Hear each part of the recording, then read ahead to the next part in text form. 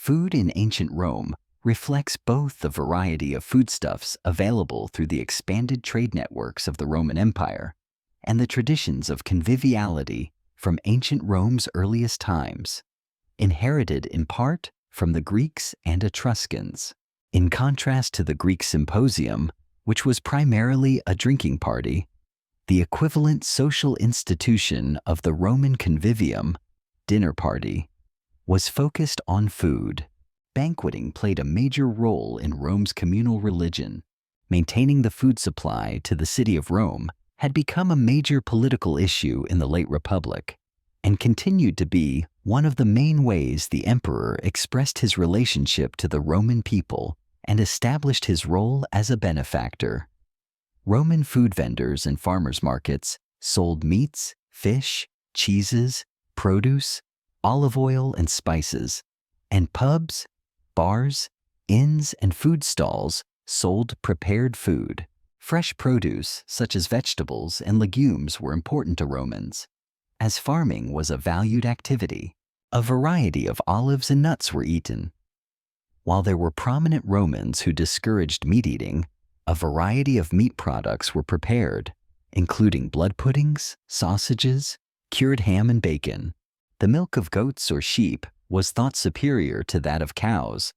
Milk was used to make many types of cheese, as this was a way of storing and trading milk products.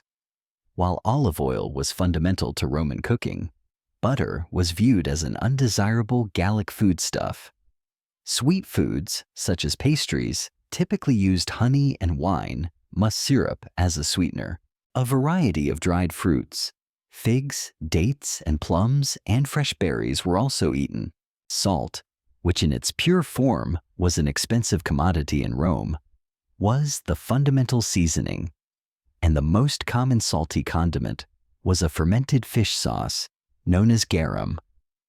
Locally available seasonings included garden herbs, cumin, coriander, and juniper berries.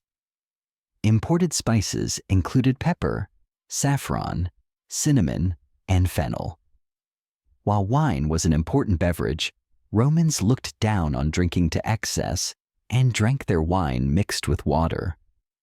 Drinking wine straight was viewed as a barbarian custom.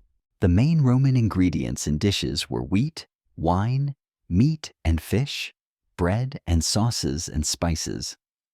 The richer Romans had luxurious lives and sometimes hosted banquets or feasts. Most people would have consumed at least 70% of their daily calories in the form of cereals and legumes. Grains included several varieties of wheat: emmer, rivet wheat, einkorn, and spelt, as well as the less desirable barley, millet, and oats. Legumes included the lentil, chickpea, bitter vetch, broad bean, garden pea, and grass pea. Pliny names varieties such as the Venus pea.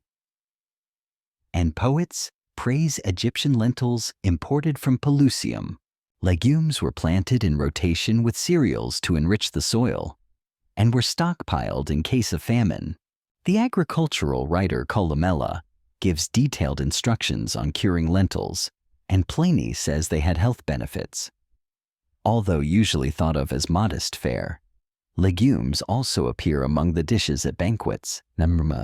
Pulse, pottage, was considered the aboriginal food of the Romans and played a role in some archaic religious rituals that continued to be observed during the empire. The basic grain pottage could be elaborated with chopped vegetables, bits of meat, cheese, or herbs to produce dishes similar to polenta or risotto. Julian stew, pultus Julianae, was made from spelt, to which was added 2 kinds of ground meat: pepper, lovage, fennel, hard bread, and a wine reduction. According to tradition, it was eaten by the soldiers of Julius Caesar and was a quintessential Roman dish. Urban populations and the military preferred to consume their grain in the form of bread. The lower classes ate coarse brown bread made from emmer or barley. Fine white loaves were leavened by wild yeasts and sourdough cultures. The beer-drinking Celts of Spain and Gaul were known for the quality of their breads, risen with barm or brewer's yeast. Maintaining a bread oven is labor-intensive and requires space, so apartment dwellers probably prepared their dough at home, then had it baked in a communal oven. Flat perspective. The figures and objects lack realistic depth and are depicted in a relatively flat, two-dimensional manner, characteristic of pre-Renaissance art. Vesta, the goddess of the hearth, was seen as complementary to Ceres, the goddess of grain, and donkeys were garlanded and given a rest on the festival of Vesta.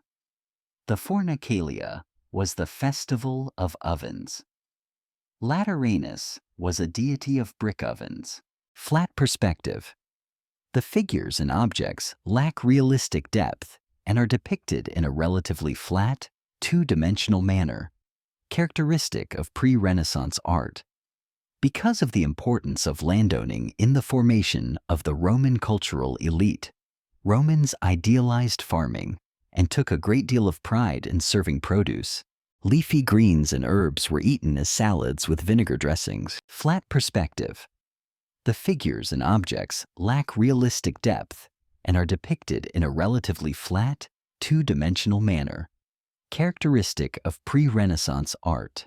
Cooked vegetables such as beets, leeks, and gourds were prepared with sauces as first courses or served with bread as a simple meal. The Romans had over 20 kinds of vegetables and greens. Cured olives were available in wide variety, even to those on a limited budget. Truffles and wild mushrooms, while not everyday fare, were perhaps more commonly foraged than today. Provinces exported regional dried fruits such as Carian figs and Theban dates, and fruit trees from the east were propagated throughout the Western Empire. The cherry from Pontus, present-day Turkey, peach, Persica from Persia, Iran, along with the lemon and other citrus, the apricot from Armenia, the Damascan or damson plum from Syria, and what the Romans called the Punic apple, the pomegranate from North Africa. The Romans ate cherries, blackberries, currants, elderberries, dates, pomegranates, peaches, apricots, quinces, melons, plums, figs, grapes, apples, and pears. Berries were cultivated or gathered wild. Familiar nuts included almonds, hazelnuts, walnuts, pistachios, pine nuts, and chestnuts. Fruit and nut trees could be grafted with multiple varieties. While there were prominent Romans who discouraged meat eating, the emperors Didius Julianus and Septimius Severus disdained meat. Roman butchers sold a variety of fresh meats, including pork, beef, and mutton or lamb. Due to the lack of refrigeration, techniques of preservation for meat, fish, and dairy were developed. No portion of the animal was allowed to go to waste, resulting in blood puddings, meatballs, isicia, sausages, and stews. Rural people cured ham and bacon, and regional specialties, such as the fine salted hams of Gaul, were items of trade. The sausages of Lucania were made from a mixture of ground meats, herbs, and nuts, with eggs as a binding ingredient, and then aged in a smoker. Fresh milk was used in medicinal and cosmetic preparations, or for cooking. The milk of goats or sheep was thought superior to that of cows. Cheese was easier to store and transport to market. Literary sources describe cheesemaking in detail, including fresh and hard cheeses, regional specialties, and smoked cheeses. Olive oil was fundamental not only to cooking, but to the Roman way of life, as it was used also in lamps and preparations for bathing and grooming. The Romans invented the trapedum for extracting olive oil. The olive orchards of Roman Africa attracted major investment and were highly productive, with trees larger than those of Mediterranean Europe. Massive lever presses were developed for efficient extraction. The olive orchards of Roman Africa attracted major investment and were highly productive, with trees larger than those of Mediterranean Europe. Massive lever presses were developed for efficient extraction. Spain was also a major exporter of olive oil, but the Romans regarded oil from central Italy as the finest. Specialty blends were created from Spanish olive oil. Liburnian oil, Oleum liburnicum, was flavored with elecampane, cyperus root, bay laurel, and salt. Butter, which quickly spoiled in Mediterranean climate, was mostly disdained by the Romans, but was a distinguishing feature of the Gallic diet. Lard was used for baking pastries and seasoning some dishes. Seasonings and sweeteners. Salt was the fundamental seasoning. Pliny the Elder remarked that civilized life cannot proceed without salt. It is so necessary an ingredient that it has become a metaphor for intense mental pleasure.